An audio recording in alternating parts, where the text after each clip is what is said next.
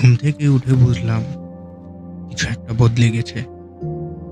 জানালার বাইরে সেই পরিচিত গাছটা নেই, নেই ছাদের উপরের বিখ্যাত কাকের ডাক।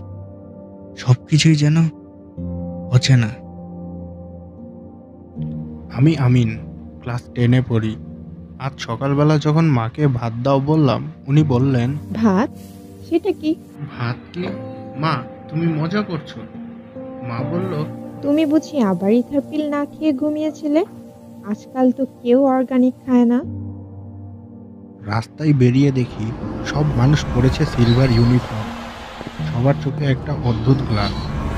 গাড়িগুলো চলছে মাটির 1 ইঞ্চি উপরে। আমি যেন একটা অন্য পৃথিবীতে এসে পড়েছি। স্কুলে গিয়ে দেখি আমাদের ক্লাসরুম নেই, আছে এক বিশাল হল রুম, যেখানে মেমোরি লোডার দিয়ে পড়ানো হয়। আমি যে ইংরেজি ক্লাসে যাই, ওটা এখন কমিউনিকেশন কোডিং।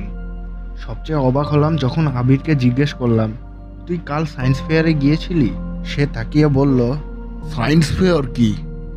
আমার মাথা ঘুরছিল, কি হচ্ছে এসব? তখনই সন্ধ্যাবেলা আমি খুঁজে পেলাম একটা পুরনো খাতা।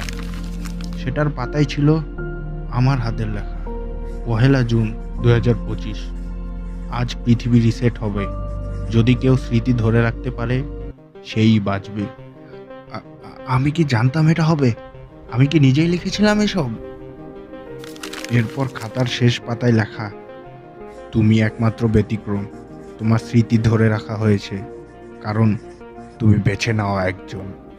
এখন তোমার কাজ সত্যটা খুঁজে বের করা। কিন্তু কে আমাকে বেছে নিল, আর কেন? আমি এখন খুঁজি সেই রিসেট মেকারকে, যিনি পৃথিবীটাকে নতুন করে সাজিয়েছেন, অথচ ভুলে গেছেন কিছু পুরনো মানুষও রয়ে গেছে, যাদের মনে আছে আগের জীবন।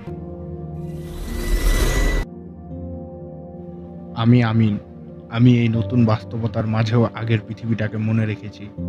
আর আমি থামবো না যতক্ষণ না এই রহস্যের শেষ খুঁজে পাই। কারণ আমি জানি এই বাস্তবতাটা আসল না।